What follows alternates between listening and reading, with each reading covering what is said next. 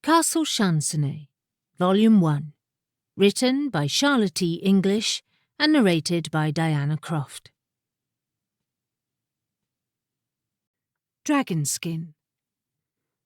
Sorting through Wizard Garstang's potionery, one airy, improbably coloured bottle at a time, Jessamine went through what seemed an infinite number before happening upon the one she sought, and too many of these ended up splashed over the rosewood floor, alas, or would have, were it not for the ever-ready sylphs catching them up and sweeping them to safety before they could fall.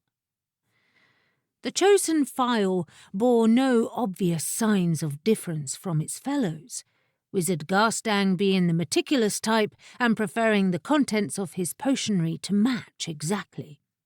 It was 6 inches tall, like the rest, bulbous in the body and graceful about the neck, and tightly stoppered with some porous material, so that they can breathe, Wizard Garstang had answered upon inquiry, without specifying who or what or how.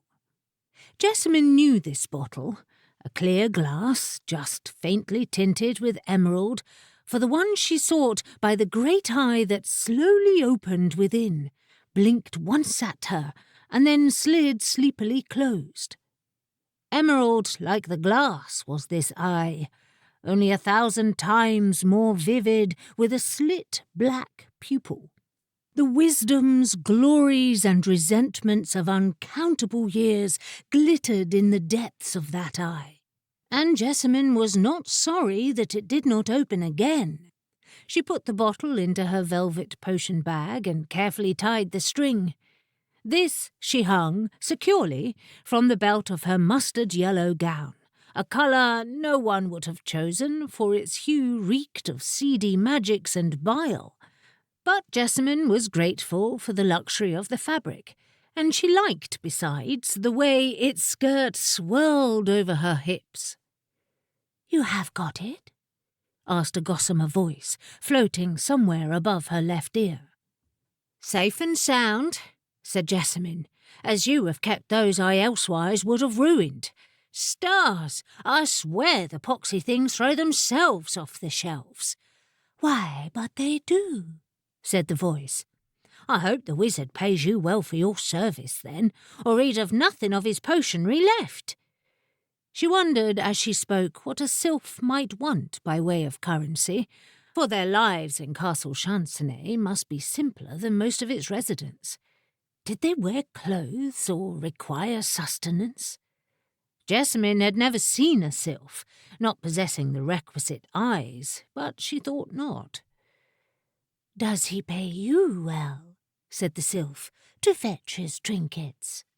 "He pays me in knowledge," said Jessamine gravely, for it was true, though her secret heart wished for some halcyon day when she might, against all odds, advance beyond the lowly status of apprentice potioner. Then might she not command fees of her own? She could choose how she lived and where, and the colour and fit of her gown would be her own to determine. Frivolity to think it at all, and the wizard, were he to hear of it, would raise that terrible satirical brow and send her at once to clean the mixery. But Jessamine, half a fairy and half a human, with all the uglinesses of both, had no other beauties to enjoy. Might she not, some day, aspire to a ribbon or two? "They need not even be silk," she said, thinking of ribbons. But the sylph thought still of knowledge. "Do they, then, craft books out of silk?" said the sylph, intrigued. "I hadn't thought it so." "The wizard would have such an oddity," said Jessamine. "He has one of everything somewhere, I'm sure of it." Including a sleeping and fearsome old power stopped up in a bottle, on the topic of which she ought by now to be halfway to the dispensary with it. With a bob of a curtsy for the sylphs, it never hurt to be polite with ethereal things, Jessamine hurried out of the glittering, colour-drenched potionery, closing the door upon its old oak shelves and bottled secrets.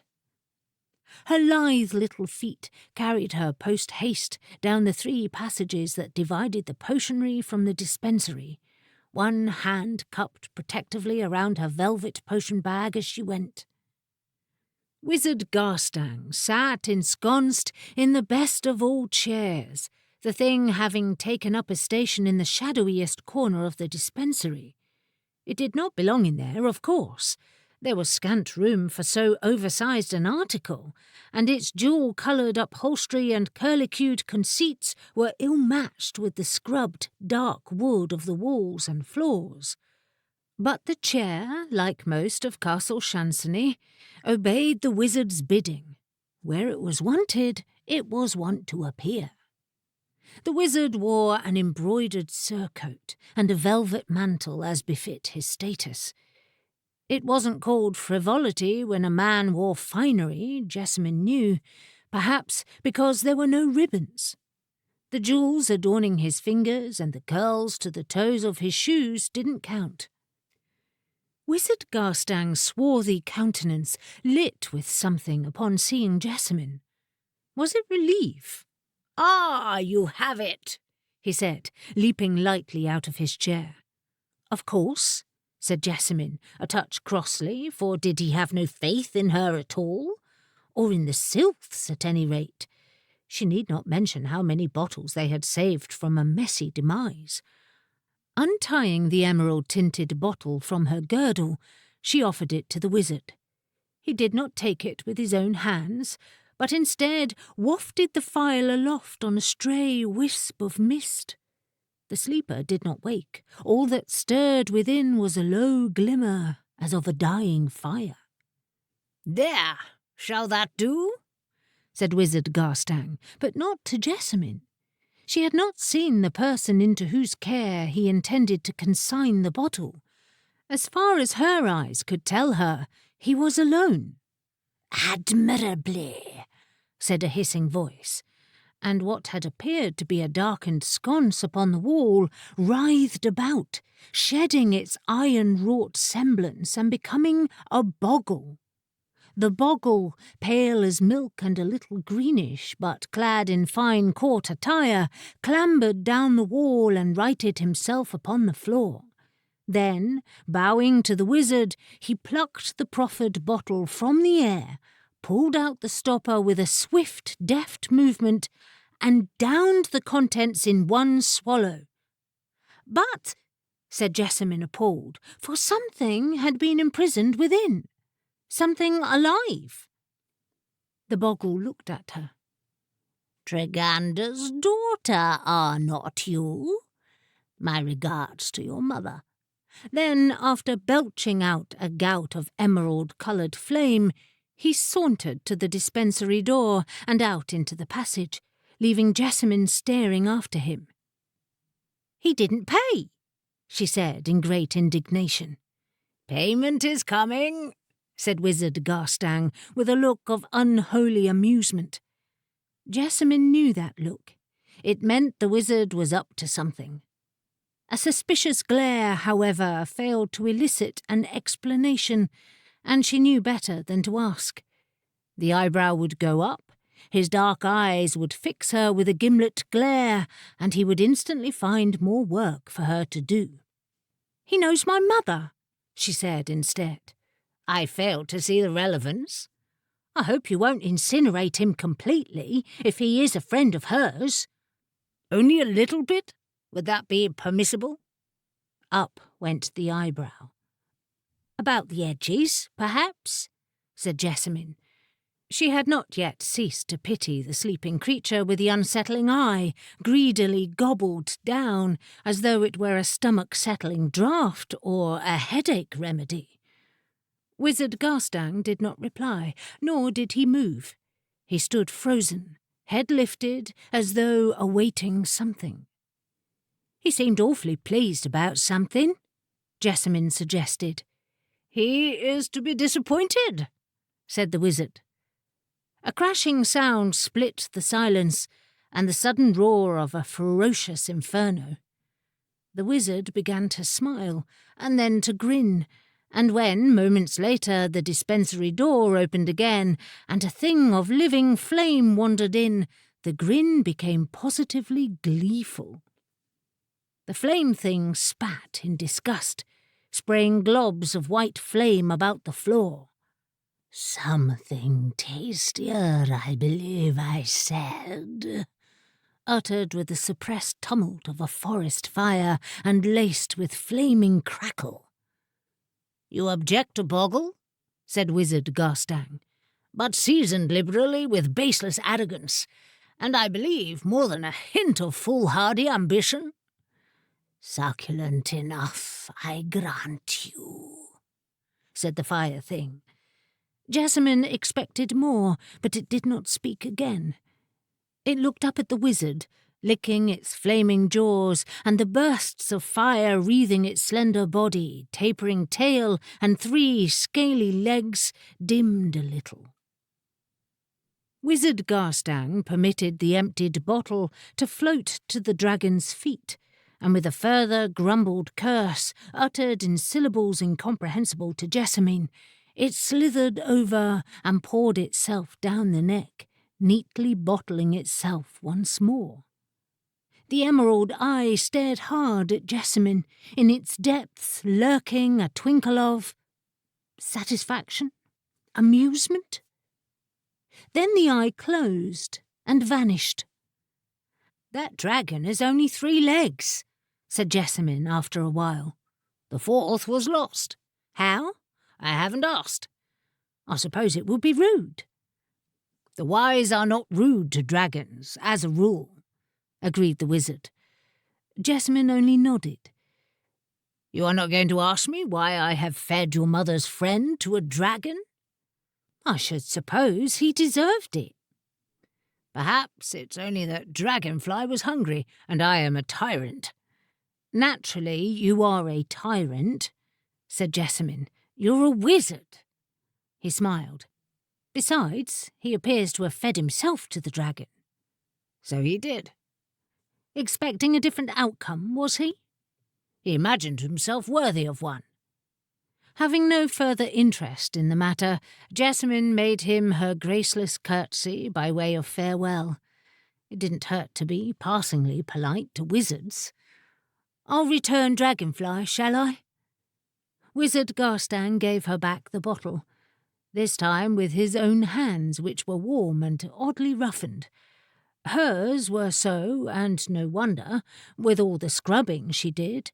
But what business had a grand court wizard with calloused fingers? A puzzle, and Jessamine made the mistake of looking up, startled into his face, as though the answer might be found there. He was laughing at her. "Carefully now, Jessamine. If you break Dragonfly's bottle, you will be the next delicacy in his banquet." Jessamine clutched the bottle close, thankful she had not run through the winding passages between the potionery and the dispensary. It wouldn't find me at all delectable. Perhaps one of the court ladies, by preference. Wizard Garstang's glinting grin reappeared. "I should like to feed every one of them to Dragonfly.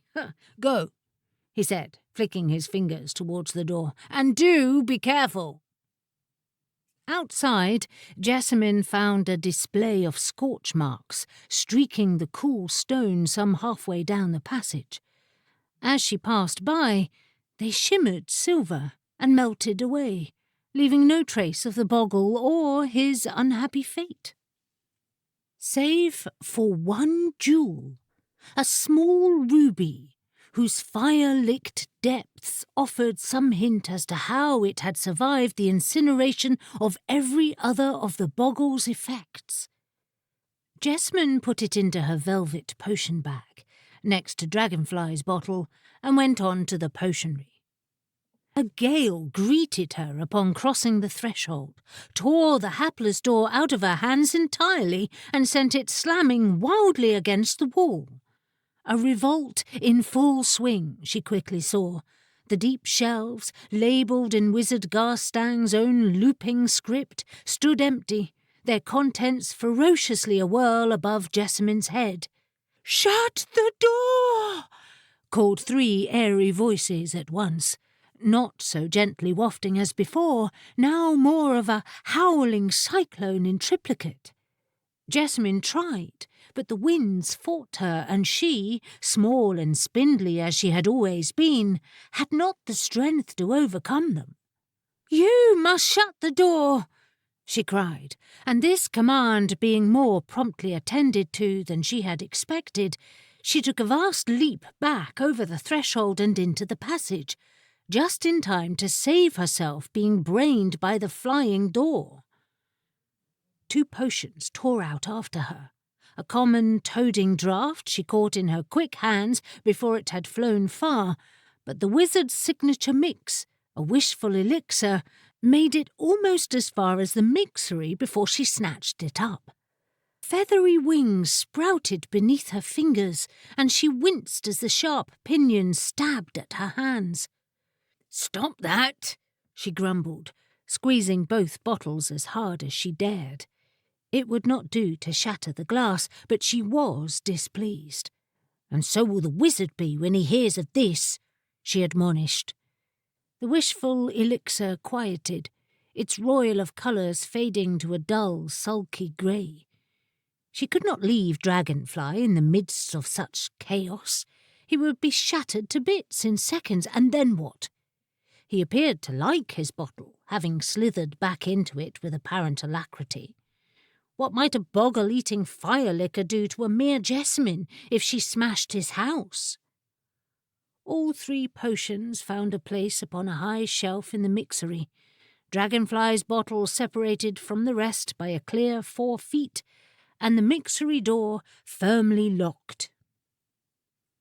Later, standing with her arms elbow-deep in the stone sink of the mixery room, scrubbing away the remains of a purging draught, Jessamine heard the one sound she had dreaded all morning through, a shattering and a splintering, as of glass rendered abruptly into dust.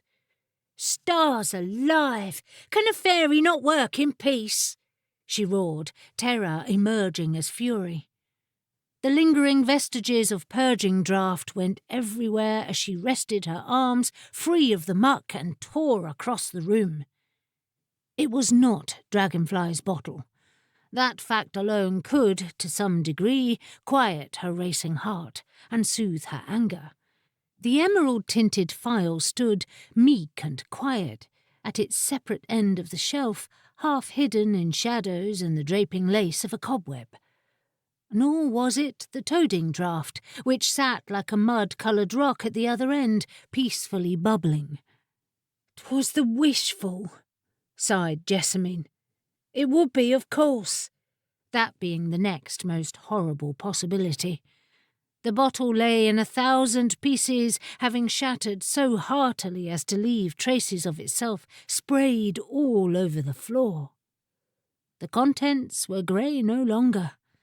Purple and periwinkle, turquoise and moss, and the strange indeterminate colours of heartache. The myriad colours were racing down the shelf, pouring over the edge, and generally making another great mess, which Jessamine would be obliged to dispose of.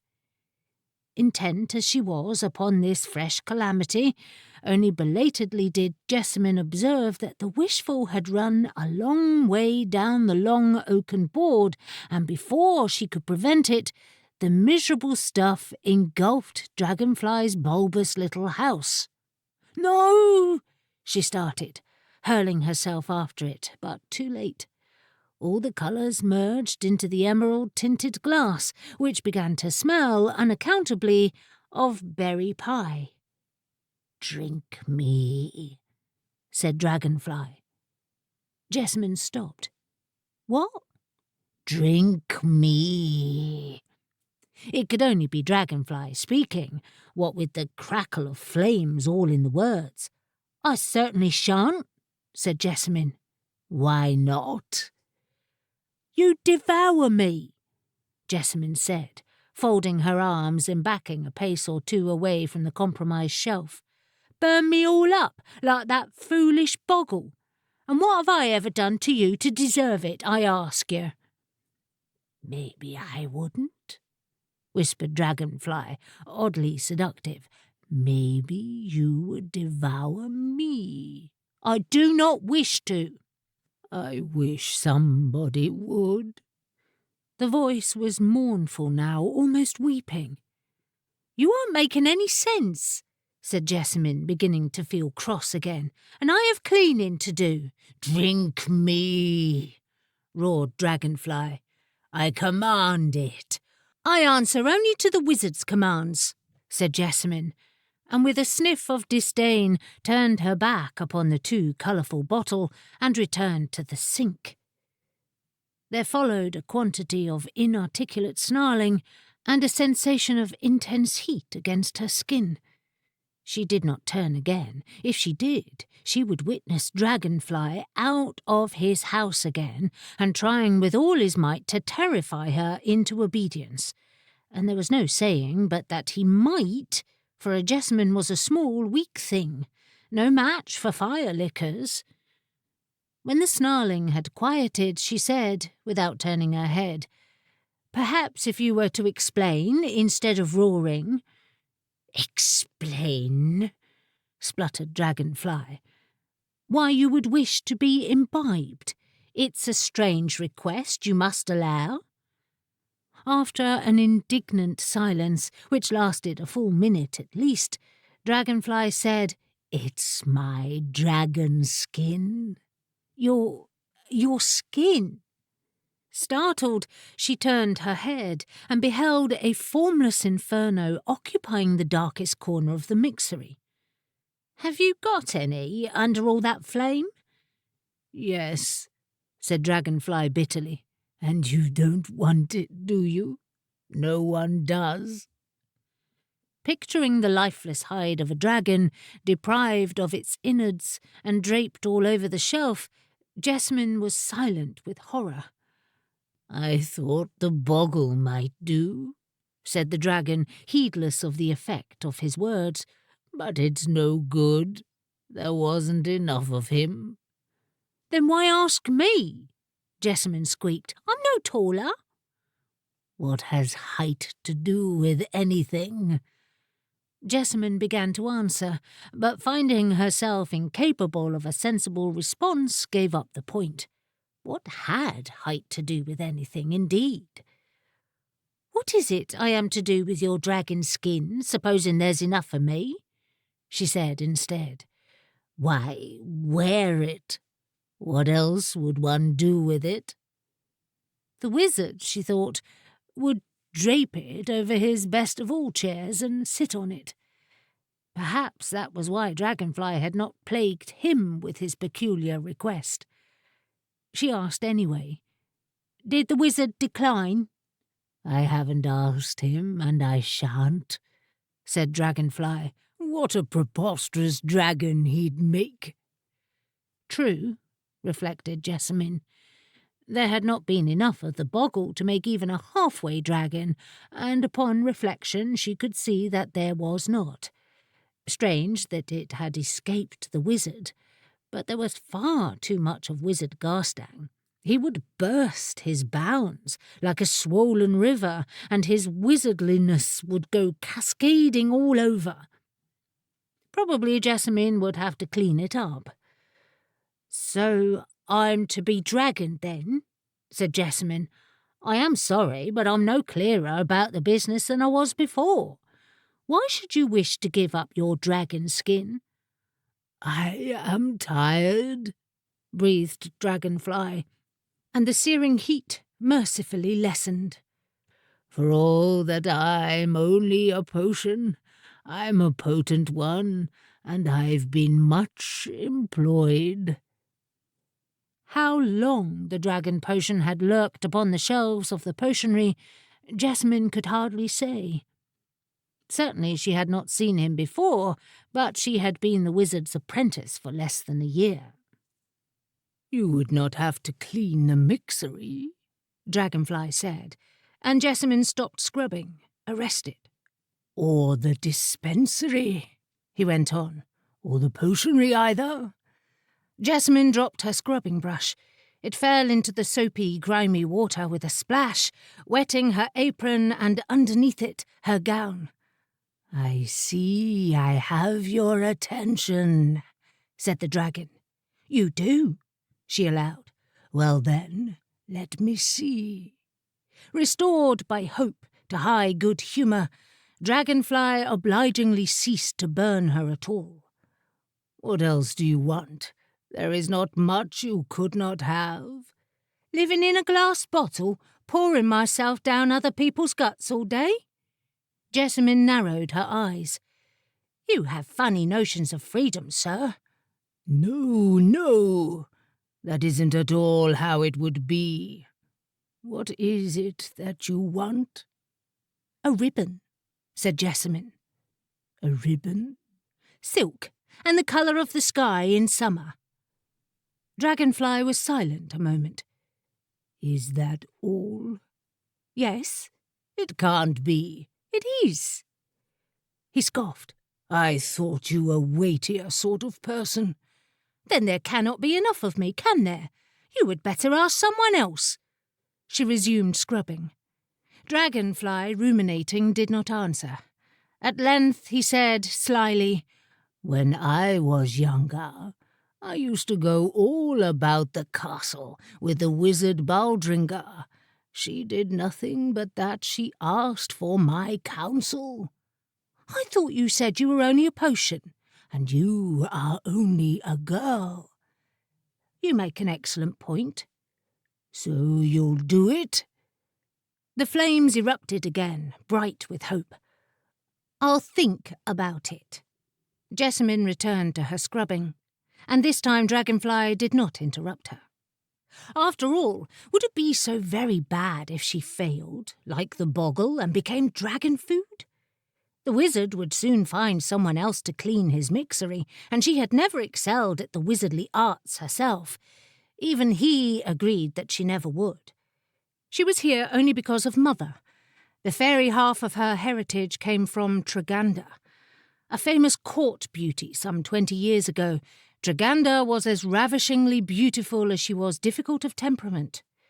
Jessamine's utter failure to inherit either of these qualities had been an eternal source of disappointment to Draganda, who did not imagine herself difficult so much as charmingly wilful.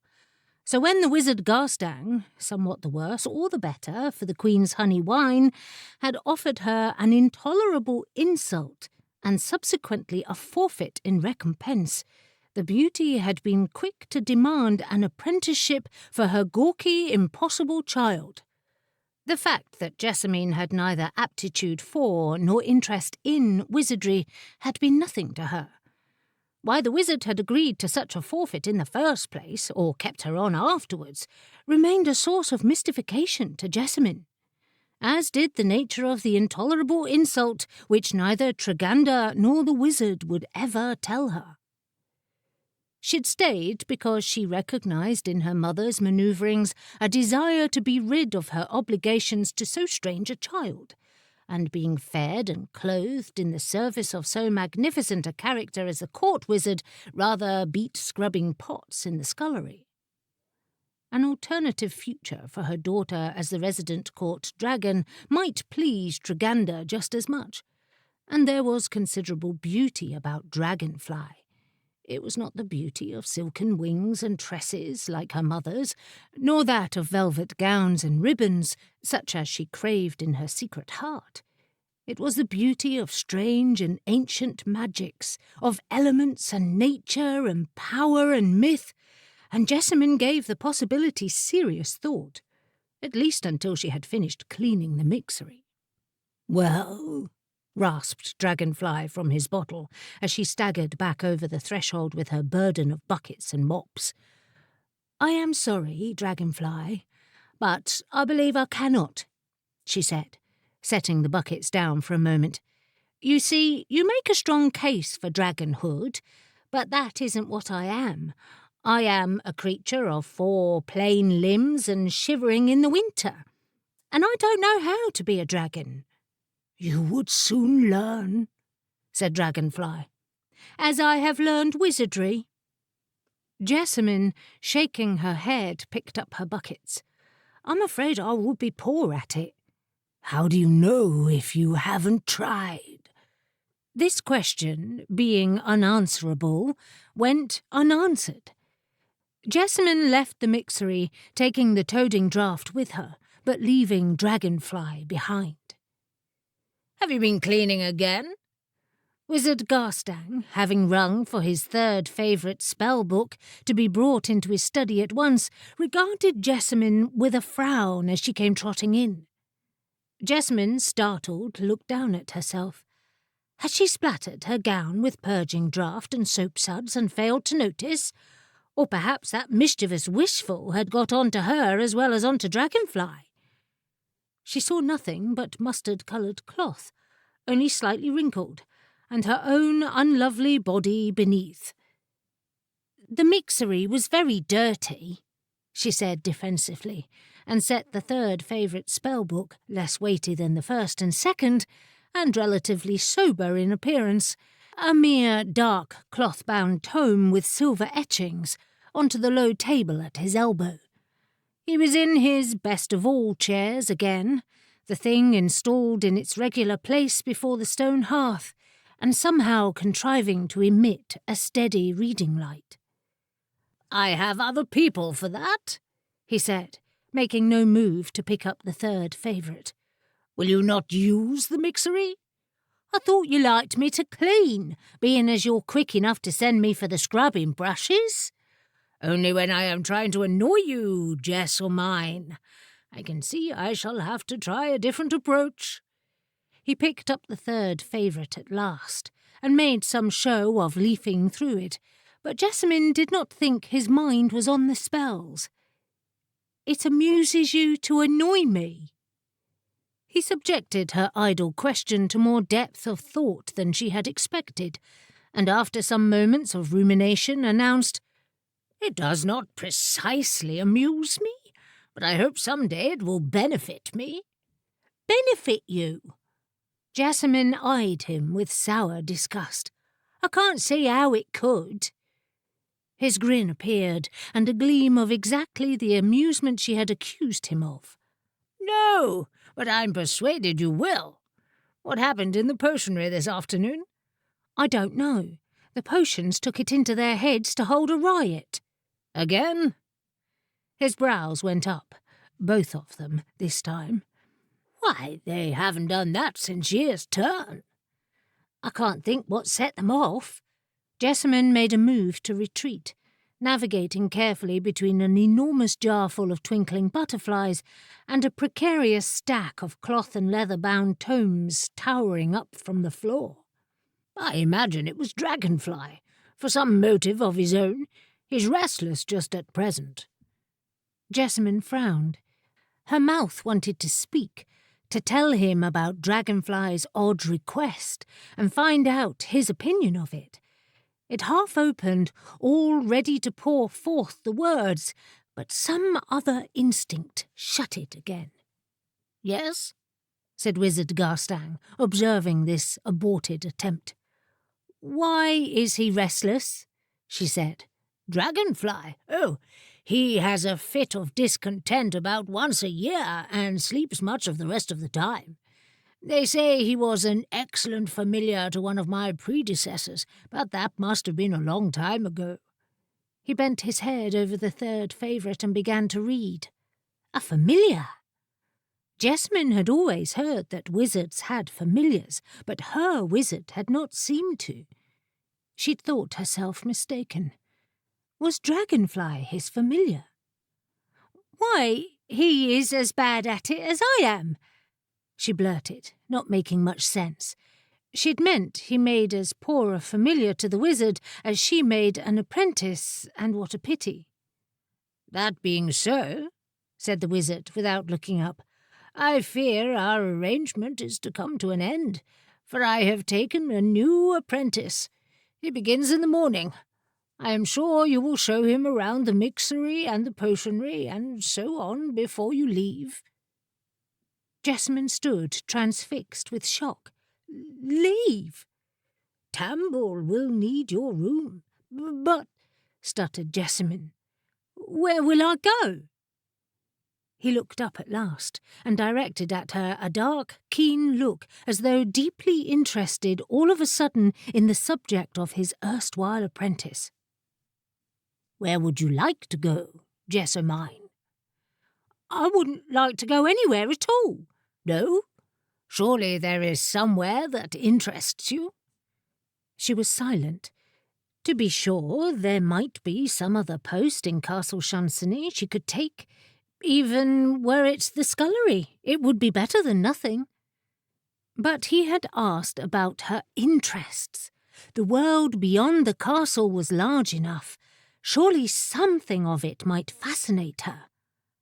"I like it here," she said. "With you." His eyes were smiling. She was sure of it, though his face remained grave. "A solution will no doubt present itself by morning," he declared. "Do go away now. I simply must finish this cantrip." Jessamine, heart-stricken, turned in silence to leave. "Do not even think of cleaning the potionery," he called after her. Jessamine slipped silently out into the passage and didn't answer. The potion seared her throat a little as it went down. In its wake, it left a burning sensation, more pleasant than otherwise, like the time Jessamine had finished the dregs of one of the wizard's discarded goblets. "I could have been the best of all familiars," she said sadly. "If only he'd asked." She dissolved as she spoke, her limbs turning to mist, and then smoke, and then flame. She waited to disappear as the Boggle had done, down into the innards of Dragonfly, never to be seen again. But she didn't. "Wizards are no good at asking," said Dragonfly, "not in any of the right words." His name now made sense to her. He had the wings for it, one stripped of his dragonskin. He was handsome, too, even if he was hundreds of years old. Perhaps he wouldn't get any older now. "I'd stay away from Tregander if I were you," she told him with a sniff, wreathing her smokish form around his lithe limbs. Dragonfly shuddered. "You do burn, you know," he said, extricating himself. "You'll have to watch that." "Sorry," said Jessamine, too busy for remorse. It had struck her that she would never be cold again. Neither cold nor frail, and the next time Wizard Garstang raised his left brow at her and said something about the mixery sink, she'd have exactly the means to annoy him. No. She would have no opportunity to annoy him, for was she not to leave? She'd decided that herself, just before the potion had gone sliding down her throat. A dragon need not remain anywhere she did not choose, and she'd have her house with her. "How does it feel?" said Dragonfly, having stretched out his fairy limbs 10 times over and turned a somersault that sent him right up to the ceiling. "Shall you be all right?" "I shall be the best of all Jessamines," she told him firmly. "I can feel it already." He grinned, reminding her for a moment of the wizard. "We thought you'd be perfect," he said. "Take care of the Dragonskin. It's the first favourite, you know." "Wait," said Jessamine. "Who's we?" But he was already gone, vanished out of the meagre window of her little apprentice's room like a wisp of smoke his own self. Grumbling, grousing, and spitting flame, Jessamine made her way down to the wizard's study and slithered her way very carefully between the books. "You do burn, you know." She had better watch for that. He was still there, in his chair, with the first-favourite-spellbook open on his lap. "You could not have just asked, I suppose?" she said, taking care not to bathe him in flame. Or not too much, anyway. He waved her fires away with a flick of his fingers and set aside the book. "I did ask," he said. "You didn't. I am sure I'd have recalled it." "I asked when I gave you the dragonfly." "You did no such thing. I took it out of the potionery myself." "And why did you do that?" The left brow went up. "Because you wanted him for a customer. In a manner of speaking. I thought a snack might appease the dragon, and that Boggle always was an unpleasant fellow." Garstang blinked. Whatever was his name? Jessamine, having never known it, could not assist him. "Dragonfly was a customer," she spat. "One might rather consider the Boggle as payment for services rendered." Jessamine's flames roiled in tune with her dismay. "I shouldn't waste your sympathies upon him if I were you," said the wizard. "He was perfectly aware of the risk." "But what if there'd been enough of him? You would have got him for a familiar. I can't think he would have been better than Dragonfly." "I thought it, of all things, most unlikely," said the wizard, unruffled. "What if there hadn't been enough for me? I'd have been Dragon Lunch." Wizard Garstang looked straight into Jessamine's fiery eyes, and the lurking smile was back in his own. "You've always been enough, Jessamine. There wasn't the smallest danger." She sniffed, though the tip of her shimmering tail found its way to his wrist and coiled loosely about it. "I am magnificent, am I not?" "Beyond anything." "Did you complete your cantrip?" "I can make no sense of it at all. Will you take a look?" Jessamine draped herself over the back of the best of all chairs and rested her snout upon her wizard's shoulder. "Open it up, then," she ordered, and the wizard retrieved the third favourite and offered it for his familiar's perusal. "I shan't be fed any boggles," she said, suddenly suspicious. The wizard smiled. "You shall have anything you wish, Jessamine. You're a dragon now." "A ribbon, please," she said promptly. "Sky blue." But the wizard made no move to produce one. He only turned his head and looked up at her, waiting. "Oh," said Jessamine. It was not a wizard's power, the magic that stirred in her fiery depths. It was older, deeper, and stranger than that, and Jessamine needed only a thread of it. "Delightful," said the wizard Garstang, with his glinting smile. Jessamine, decked in ribbons and flame, purred her satisfaction. "Well, wizard," she said, tapping the open pages of the third-favourite-spellbook with the tip of her tail. "About that cantrip.